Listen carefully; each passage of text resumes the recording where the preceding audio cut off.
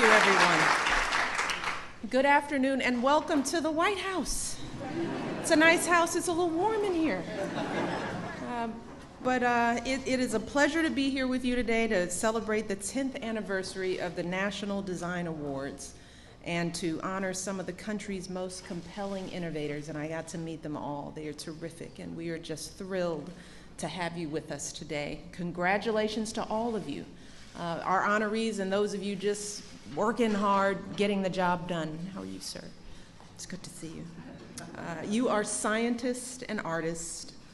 Your work is both practical and poetic, educational and inspirational. You represent diverse fields of disciplines, but you share the common thread of superior design. What I love about design is the artistic and scientific complexity that also becomes useful. A laptop, a bridge, an outfit,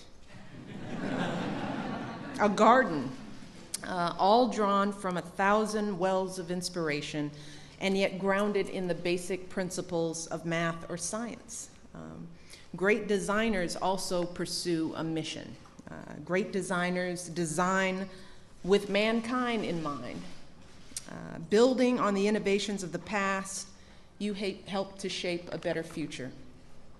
Like your Lifetime Achievement honoree, Bill Mogridge, what would we do without our laptops? My kids would die. They wouldn't make it through the summer. I don't know whether to thank you, Bill, for that. But that future and our ability to solve the great challenges of our time will depend on how we educate and engage the current generation. That's why the President has made such a strong commitment to ensuring access to high-quality education for all children, particularly in math and science. And today, the President and Secretary Duncan are announcing the Race to the Top, which is a competitive grant to spur education reform across the country and encourage educators and leaders to embrace innovative approaches to teaching and to learning. As part of the Recovery Act, Congress has allotted more than $4 billion for this competition, funding that will be used for competitive grants to states, school districts, and nonprofit partners that are most successful at raising standards, improving student learning, and turning around struggling schools. That is very exciting. But when it comes to innovation, you all know full well that an educational foundation is only part of the equation, right? That in order for creativity to flourish and imagination to take hold, we also need to expose our children to the arts from a very young age. Even Albert Einstein knew better, right? He knew that there's only so much that a good education could do. These were his words. He said, "I am enough of an artist to draw freely upon my imagination. Imagination," he said, "is more important than knowledge. Knowledge is limited. Imagination encircles the world." That's from Einstein, so I think he knew what he was talking about. We need to ensure that our children have both knowledge and imagination. I know I want that for my girls. They deserve to have access to a good education and access to ideas and images that will spark their creativity. And as First Lady, I have spent a lot of time trying to break down barriers that too often exist between major cultural establishments and the people in their immediate communities. So we've been sending a lot of role models out there in the far reaches of this city, and then inviting kids to come back here to the White House. That's been a big part of the messages of every single event that we've done here at the White House. These kids who are living just inches away from power and prestige and fortune and fame, we want those kids to know that they belong here too. We want them to know that they belong here in the White House and in the museums and in libraries and laboratories all over this country. And I want to thank you all today for helping carry that mission out by going out today into the community and making sure that kids know that they belong on the cutting edge of design just the same, that they belong in the world of discovery and science, reminding them that they belong in the presence of great art and beauty, that it is theirs just as much as anyone's in this nation.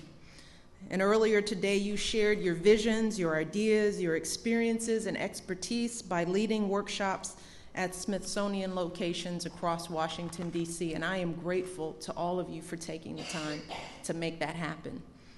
From tight fonts to technology, from silks and satins to sustainability, you brought science to life at these seminars. I've heard glowing reviews about them, and I hope you found them fun as well. And I want to thank you for inspiring the next generation of artists and scientists, architects and engineers, innovators and educators, and for your contributions to the advancement of design. Thank you so very, very much. And as I mentioned, the crossroads of science and art, innovation and inspiration are what I love about design. So I'm honored to introduce a man who represents the combination of both. Wayne Clough, the man who leads one of our nation's premier cultural institutions as secretary to the Smithsonian, is a trained civil engineer. His years at Georgia Tech planted him firmly on the science and technology end of the spectrum. But here he is, ably leading, right? He's doing a good job.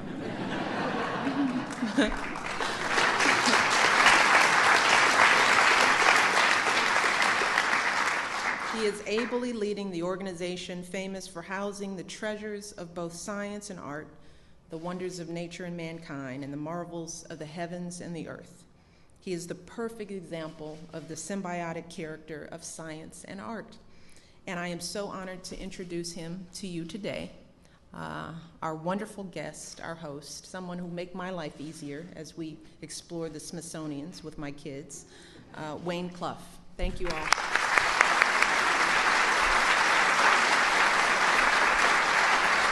Thank you. Thank you very much. I want to say thanks to the First Lady for being with us. Thank you for being with us. Thank you, Ms. Obama, for your time and participating with us. Let's give her a hand.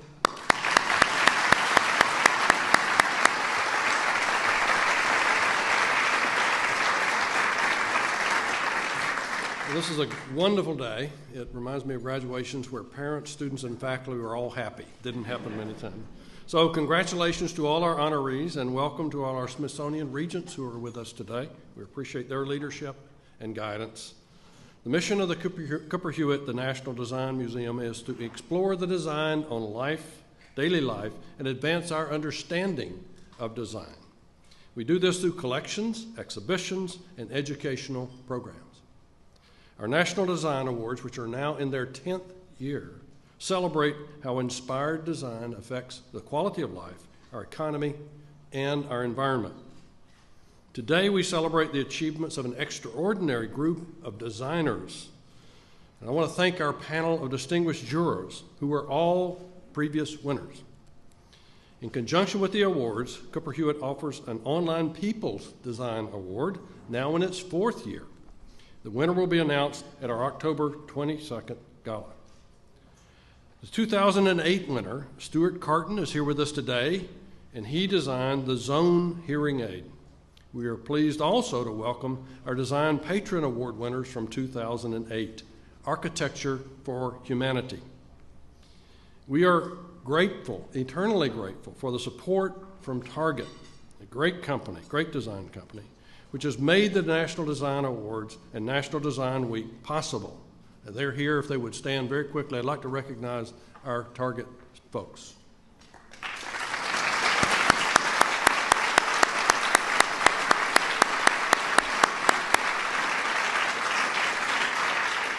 Since 1946, Target has given 5% of its income to support education, the arts, social services, and volunteerism, and that now equates to more than $3 million a week.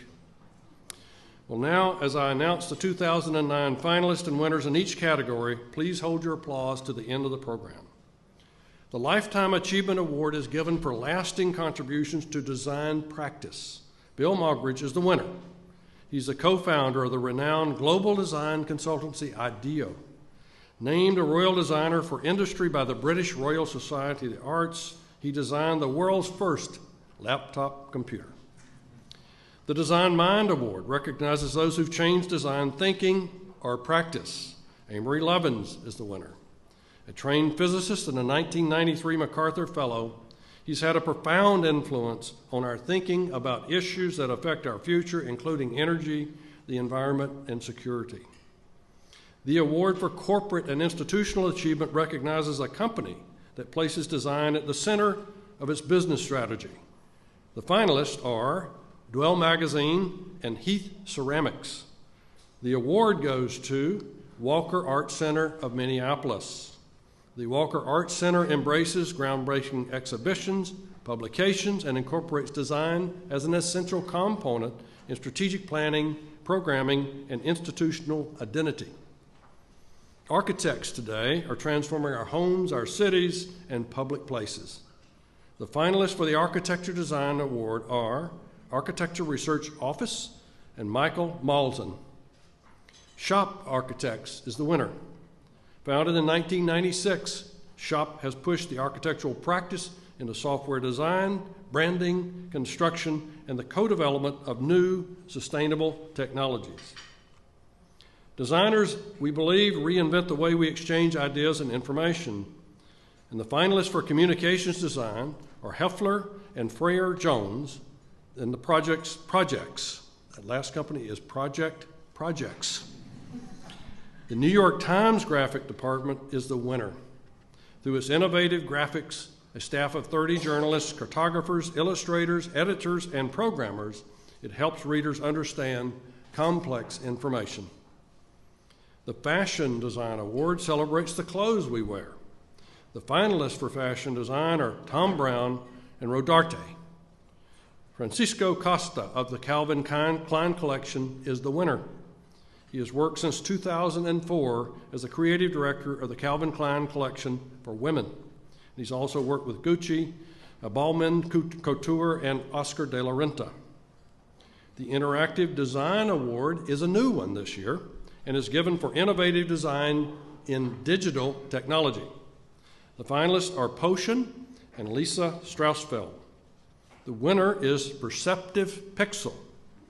Founded in 2006 by Jeff Hahn, Perceptive Pixel develops intuitive touch surfaces that allows users to manipulate and present complex data, something we're going to be using at the Smithsonian soon.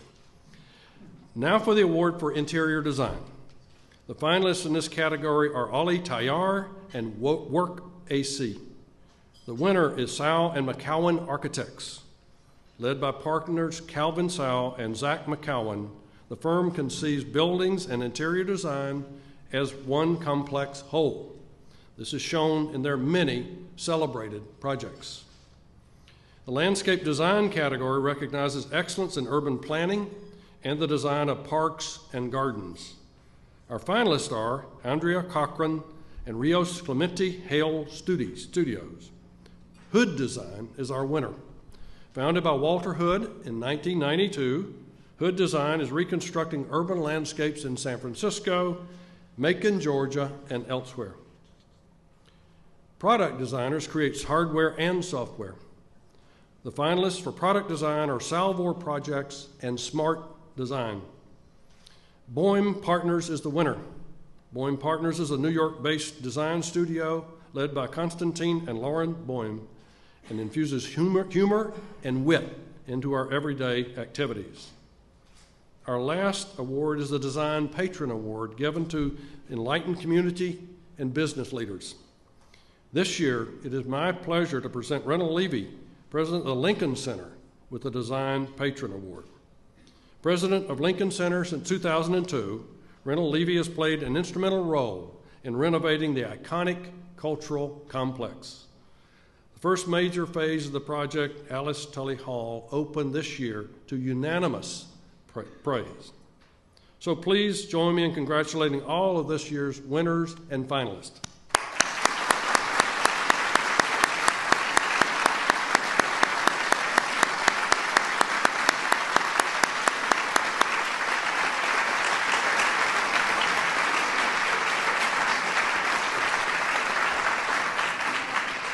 And now I think we proceed with lunch.